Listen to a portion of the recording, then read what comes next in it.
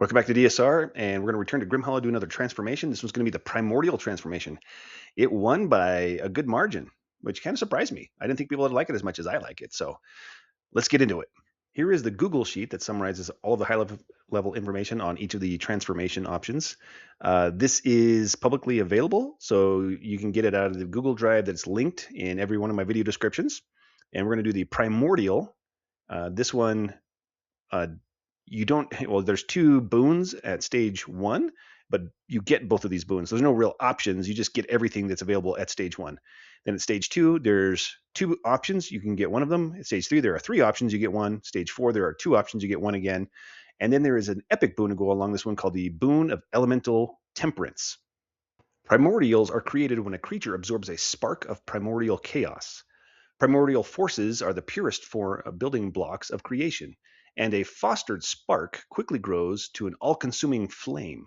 Mastering the elements requires unlearning the limitations of mortality, a process that spurs rapid transformation. There are several ways for a mortal to consume a primordial spark. They might be born with one due to some sorcery or gift by an accident, gifted one by accident in the dreams of a slumbering primordial. A mortal may consume the power of an elemental through arcane rituals, or a body could become infused with primal energy after surviving a calamity caused by an elemental creature or rift to an elemental plane. Once acquired, one must spend a great deal of time contemplating and understanding the spark to unlock its full potential. The process of attaining elemental mastery is dangerous. The slightest slip in control can cause devastation on a massive scale. Such facts are why isolated individuals like druids, monks, or rangers are most likely to see the transformation through to its end. And then the note on reversing the primordial traits is once a primordial spark is taken hold, your mortal body will continue to deteriorate from the roiling elements it now tries to contain. You will inevitably become one with the elements, your soul pulled into the elemental plane.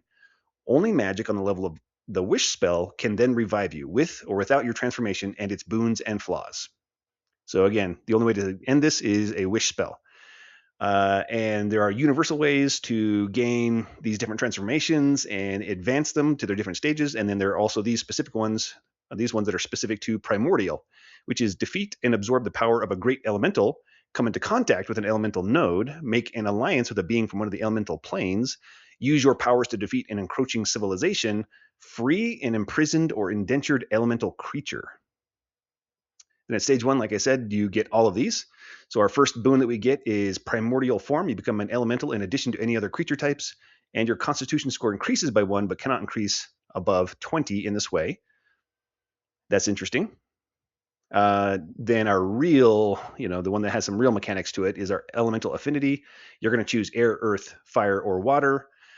Though you have sway over all of the elements, your primordial change was sparked by one particular element, your elemental affinity. This element infuses your forms and dictates your powers. You choose one of these elements. Air, you have resistance to lightning damage. In addition, you can channel the air currents around you to guide a ranged attack. Once on each of your turns, when you make an attack with a ranged weapon or ranged spell, you can make the attack with advantage. If you're in a location without air, such as underwater or in a vacuum, this feature has no effect. Earth, you have resistance to bludgeoning damage. In addition, whenever you gain temporary hit points, you gain additional temporary hit points equal to your proficiency bonus. Okay. Fire, you have resistance to fire damage. In addition, whenever you deal fire damage, you can add your constitution modifier to the damage dealt. And that's not once per turn or once per spell or anything. It's just whenever you deal fire damage. So there's some plenty of synergy opportunities around that one. Then water, you have resistance to cold damage. In addition, whenever a creature within 30 feet regains hit points, you can use a reaction to imbue them with healing elemental energy. The creature regains an additional 1d6 hit points. Okay, so you can heal, you can add to healing from any source. So you don't have to heal them. But when they're healed by anyone, you can use a reaction to heal them for an additional 1d6 hit points. And it uses your reaction, but it's unlimited use. So far, yeah, I'd say the fire is the winner out of all of these. Even though I don't love always just leaning in and piling on with like damage offensive abilities. Like I feel like that's just way overdone in general. But the rest of these are kind of minor in comparison. So, and our stage one flaw is planar binding. Your body and soul are connected to the elemental plane. You have disadvantage on death saving throws as the plane attempts to pull you into it. Several of them have that one. Then stage two, we get to choose one of these, and there are a few options. So dual nature, you can add a second element to your elemental affinity. When you do so, you gain the associated benefits of your new element. So you could be like air and fire. Elemental surge, you can channel pure elemental energy into a concentrated bolt of an element of your choice. As a magic action, you can use any of the following options. So you get to do any of these. Lightning strike, you can make a ranged attack targeting a creature within 60 feet. You are proficient with this attack, which uses your constitution modifier. On a hit, this attack deals 3d8 plus your constitution modifier lightning damage. You can then use a bonus action to target another creature within 30 feet of the first target with the same attack. Increase the damage of these attacks by 1d8 for each transformation stage above 2. So at stage 3, it'd be 48, and at stage 4, it'd be 5d8. That one's interesting. Better than cantrips, but not better than spells or like being a martial ranged attacker. So that's interesting, especially since it's based on Constitution. I guess if you had this, you could like make Constitution your primary ability score for your character and just focus on that all the way. Then you'd have a fairly tough character who still has some interesting offensive abilities. Earth Shard, you can force a creature within 30 feet to make a Constitution saving throw. On a failed, the creature takes bludgeoning damage equal to 3d6 plus your Constitution modifier, or half as much on a successful save. Increase the damage by 1d6 for each transformation stage above 2. You also gain temporary hit points equal to half the damage dealt. Okay. We're clearly Earth is doubling down on temporary hit points, and since you gain temporary hit points from this, if you also have this, well, you do have the stage 1 boon, so that one is going to give you, if you chose Earth as your element from your stage 1 boon, then that's going to synergize with this to increase the temporary hit points you get. Then we have Flame Wave. Each creature in a 15-foot cone originating from you makes a dexterity saving throw against a DC equal to 8 plus your Constitution modifier plus your transformation stage. So that's going to be a little low. On a failed save, the creature in the area takes fire damage equal to 2d8 plus your Constitution modifier, increasing the damage by 1d8 for each transformation stage above 2. And this is fire damage. So if you chose fire as your elemental affinity from stage 1, then that would add to this damage. What is it? Your Constitution modifier, right? So you're going to add your Constitution modifier to this damage. And if you're focusing on your Constitution, you could easily have it be a +4 at this point. And that's almost as much as adding another d8 to it. Although 2d8 isn't very good starting out. And you'd be 3d8 at stage 3, 4d8 at stage 4 when you're level 17. So 4d8 is 18 damage plus your Constitution modifier. Let's say you get it to 5 by that point, 23 damage in a 15-foot 23 fire damage in a 15-foot cone that you can just do as a magic action. I don't know. That might be okay. Then we have Aquatic Rejuvenation. Choose a creature you can see within 60 feet of you. The creature regains a number of hit points equal to 2d8 plus your Constitution modifier. Increase the number of hit points by 1d8 for each stage transformation above 2. You can use Elemental Surge a number of times equal to your Constitution modifier, regaining all expended uses upon finishing a long rest. Okay, so all of these are actually limited use based on your Constitution modifier, and you only get them back on a long rest. So this is actually, quite weak. This is very weak with that limited use. Yeah, you are far better off just going dual nature, in my opinion. Then our flaw is Roiling Elements. Your physical strains. Okay, so this is going to be the same as like the Vampire and the Seraph, where you have this true form that you're trying to hold back, and during certain stressful situations, it can come out. You have to make a saving throw, or it comes out, and it's a Constitution saving throw with the same DC, 13 at stage 2, 16 at stage 3, 20 at stage 4. And if you fail and reveal your primordial nature, you have disadvantage on every d20 test you make for 1 minute as you fight to control the volatile elements within you. Wow, so you just have a disadvantage on everything. That's probably the most punishing one. I mean, the Seraph one, you might blind your allies, but they get a con save against it, and the DC is not that high. Stage 3. You get to choose one of these 3 options. So you have Aura of Awakening. You emit an aura of power that awakens the elemental forces in your companions. When you first gain this feature, choose one of the options. You may change the aura you emit upon finishing a long rest. Light as air, whenever you or an ally that you can see within 30 feet of you makes a dexterity saving throw, the creature gains a bonus equal to your Constitution modifier. Okay, a bit like the Paladin aura, but it's using your Constitution instead of Charisma. Forged in Fire, when an ally within 10 feet of you deals damage with an attack, you can use a reaction to make the attack deal fire damage instead of the normal damage type and add 2d6 fire damage to the attack's damage. So it's using your reaction to add 2d6 to someone else's attack and turn the whole thing into fire damage once. That's not very good. Heart of Stone, you can choose to have disadvantage on any initiative check. If you do, as a reaction, you and each creature of your choice within 30 feet of you gain temporary hit points equal to 1d10 plus your Constitution modifier. While a creature has temporary hit points gained in this manner, they cannot have the prone condition unless it is part of the unconscious condition. So that's not very good either. Look, remember, this is stage 3, so you're going to be level 11 to 16 and facing high CR creatures. 1d10 plus your Constitution modifier and temporary hit points is not even going to block all the damage from a single attack. And you gave yourself disadvantage on the initiative check to do that. That's pretty bad. Okay, fluid movement. When an ally within 30 feet of you moves or make attempts to escape a grapple, you can use a reaction to give them the following benefits. Their speed increases by 10 feet until the end of their next turn. Their movement doesn't provoke opportunity attacks, and they have advantage on checks to escape the grapple. That's pretty bad too. Although I'd say this one might be the best one. Actually, I think Light as Air is the best one because that doesn't even use your reaction, so it just gives all allies a bonus to their dexterity saving throws. That's the best one. Then our other option, or our second option, is Primeval Body. Your transformation to an elemental creature has changed your body entirely. You no longer need to sleep, eat, breathe, or eat. You also no longer age normally and suffer no effects of aging. Great. That's a fun little ribbon. Additionally, choose one damage type from bludgeoning, cold, fire, and lightning damage. You gain resistance to that damage type.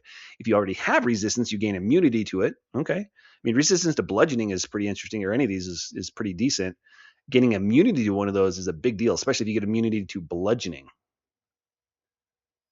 And the only way I can think of to get like permanent immunity to bludgeoning damage is like be a 17th level Forge Cleric. And even then, I think it's only while they're wearing heavy armor. So I don't know that you could actually achieve immunity to bludgeoning damage. Then our last option is Master of Many, and this one requires that you take Dual Nature at stage 2. You add a third element to your elemental affinity boon. When you do so, you gain the associated benefits of your new element. So now you have 3 of them. Okay.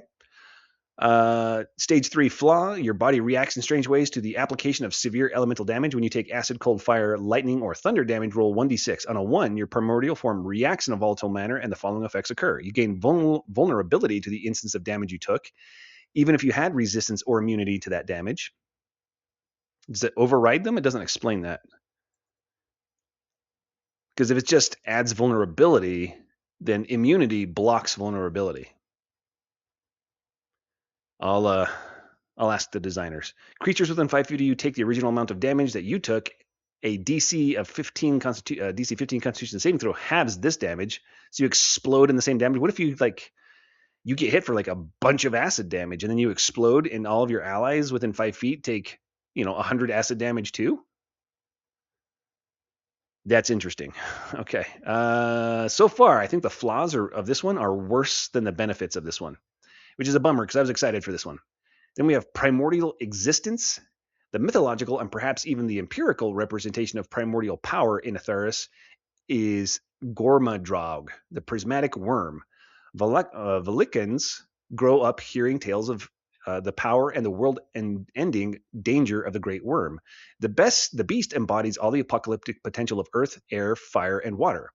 Within the land controlled by the Velikan clans, creatures showing an ability to manifest the primordial elements would strike awe into witnesses of that power, and more importantly, they would also likely be feared and mistrusted. Indeed, with the awakening of Gormadrog, such a feared event, such people would be seen as a threat unless they could convince the common folk that they are not harbingers of doom. While other lands would not be as fearful as the Velikans of the elemental magic, say for maybe the Arcanist Inquisition, wielders of primordial elemental power are likely looked at as dangerous and in league with powers beyond their control and understanding. Very cool art here. And then stage 4, we're going to finish it off. So you get to choose one again out of 2 options. Primordial Aura. This one requires that you have taken the Aura of Awakening.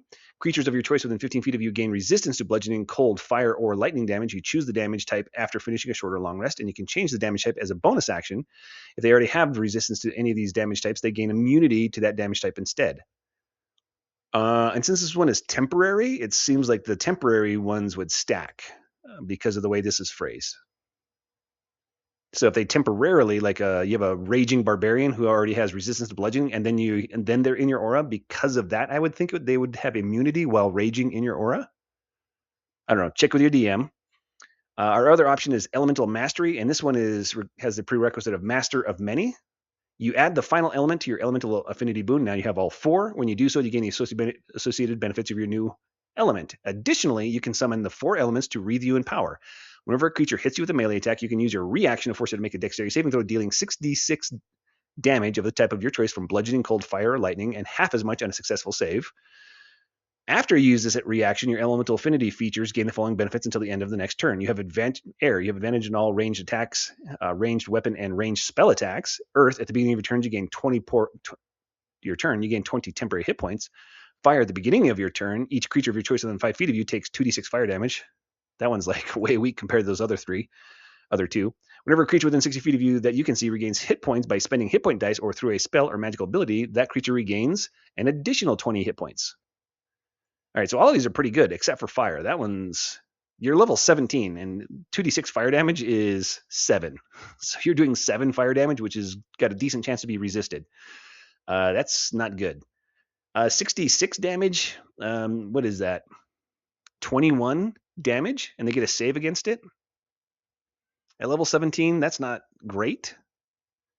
That's okay, not great. And you have limited use. You can use this feature a number of times equal to your Constitution modifier, regaining all uses upon completing a rest. So this is not great. Yeah, this is not great because it's limited use. All right, stage 4 flaw: Primordial Chaos. The plane of primordial energy that you're tied to strengthens its pull to you. Whenever you roll a natural 1 on a saving throw against a spell, you take 8d6 force damage, which ignores resistance and immunities. This damage is in addition to any normal damage from the effect. Okay, so you roll a 1 on a saving throw against like Disintegrate, you get blasted for a bunch of damage, and then you're going to take 8d6 more. Dang, wait, I think Disintegrate's an attack roll. Well, Blight, right? You're going to take 8d10 necrotic damage, and then you get a 1, and you take 8d6 force damage as well. And it has to be only a nat 1 against a spell. So only spells, not other effects. That's pretty bad. That's pretty punishing. Dang. All right, epic boon time. This is the boon of Elemental Temperance, which requires you to have the Primordial Transformation first, of course. You can increase an ability score by 1 to a maximum of 20 or 30, and then you gain the feature called Controlled Chaos, which is you are no longer affected by the Primordial Chaos Transformation flaw, which is your stage 4 flaw, which is the one that causes you to have an additional effect when you roll a natural 1 on a saving throw against a spell, and you take an extra 8d6 force damage. You saw the other 3 flaws, and those ones are very punishing. I mean, the stage 1's not that punishing, so stage 2 and 3, those are quite punishing. And you spent your epic boon slot to do that, to just remove one of these, and it did remove one of them that was punishing, but you still have 2 left that are very punishing. This one is a all-around, I'd say net negative, pretty negative. If you have an option of choosing transformations instead of just having this forced on you, then do not choose this one. And if this is forced on you, I don't know. You might want to talk with your DM, like talk it out, see if you guys can tweak this and adjust it and make it kind of a net positive instead of a net negative, which would require actually, I think, a fair bit of work. So I don't know. Good luck. All right. So I got to say it. DMs, if you think you're going to play with transformations, you need to review all of these. And not that you want to necessarily take away the flaws, but these need to be net positives. You do not want to give a player who's going to be stuck with this something that they're stuck with for an entire campaign. We're talking a year to 2, right? And if they're stuck with something that just makes them not have fun, right? You're not going to finish that campaign with them. They're probably going to quit, right? Or, I mean, do you really want to force somebody to show up every week and just not be happy and not have fun, right? This is a game. The point is to have fun.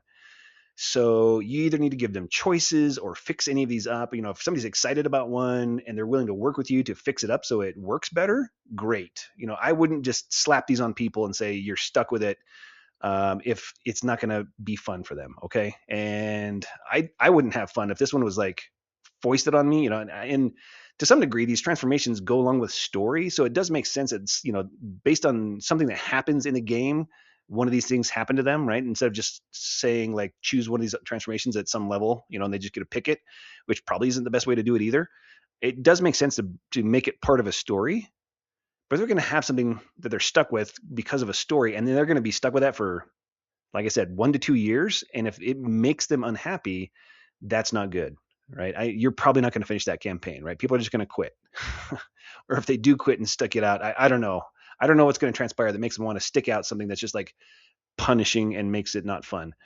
Um, at the very least, do a little mini session re-zero with each of the players who is going to get these transformations and say, hey, how do you feel about this one? Are you happy with it? Is it fun for you? Are you enjoying this?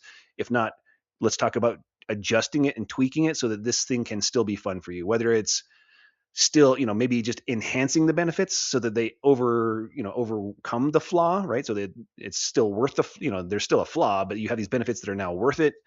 That's probably the better way to go. Like, it's usually more fun to have, some great, cosmic power, phenomenal cosmic power, but also these big flaws like an itty bitty living space. Things that go together. That's usually better role play and better, interesting, more fun games than just being like vanilla oatmeal, cold oatmeal all the time.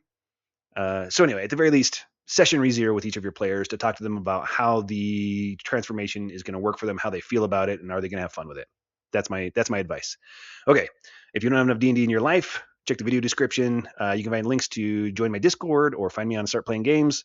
You can also find, like I said at the beginning, the link to the Google Drive that has all of my data sheets in it, and you can get all the rating stuff. You do not have to watch my videos to get that information.